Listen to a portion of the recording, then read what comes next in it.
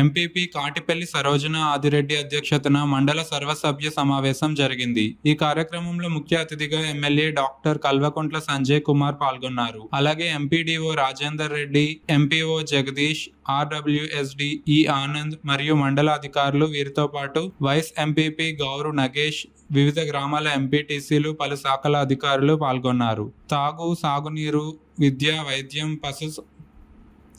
పశుసంవర్ధక, విద్యుత్, మహిళా శిశు సంక్షేమం, ఉపాధి హామీ, వివిధ శాఖల పనితీరును సమీక్షించారు.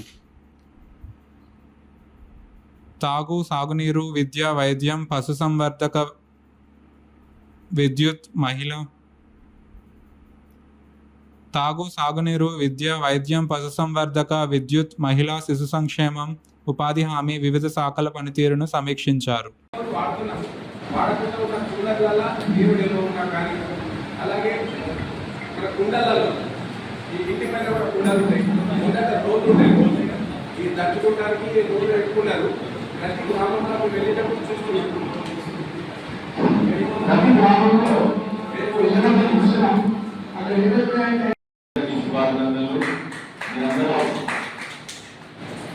ఇంకా భవిష్యత్తులో